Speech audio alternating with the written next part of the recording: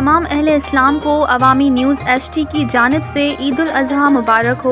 ठरी मिरवा मां अवां खे ख़बर ॾींदा हलूं त ठरी मिरवा जे ॻोठ नसीर फ़कीर जलाणी जे रवासी शबीरा वल्द रांझन खासकेली ॻोठ नसीर फ़कीर जलाणी जो रवासी अयाज़ अली खासकेली वल्द मोहम्मद बख्श खासकेली सां हैदराबाद जी कोर्ट में प्यार जो परणो करे छॾियो। इन मौके ते प्रेमी जोड़े मीडिया सां ॻाल्हाईंदे ॿुधायो त ॻोठ जे बाअसर माण्हुनि जे चए ते कुंभ पुलिस हर रोज़ असांजे घर ते चढ़ाई करे थी। हिननि चयो आहे त असां प्यार जो परणो कयो, मूंखे अगवा न कयो वियो आहे। मां पंहिंजी रज़ा ख़ुशी सां प्यार जो परणो कयो। असांजे ॻोठ जे बाअसर माण्हुनि शबीरा खासकेली जे भाइरनि मां असांखे ख़तरो आहे। हिननि DIG सखर SSP खैरपुर मीरस खां अपील कई आहे त असांखे तहफ़ुज़ फराहम कयो वञे जीअं असां ज़िंदगी सुकून सां गुज़ारे सघूं।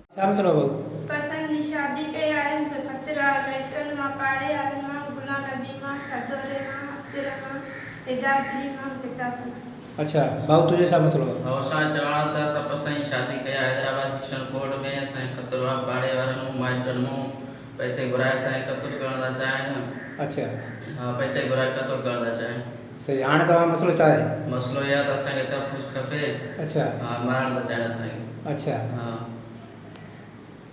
मज़ीद ख़बरनि ऐं तफ़सीलात लाइ विज़िट कयो असांजी वेबसाइट www.awamiNewsHD.com ऐं ॾिसंदा रहो अवामी न्यूज़ HD।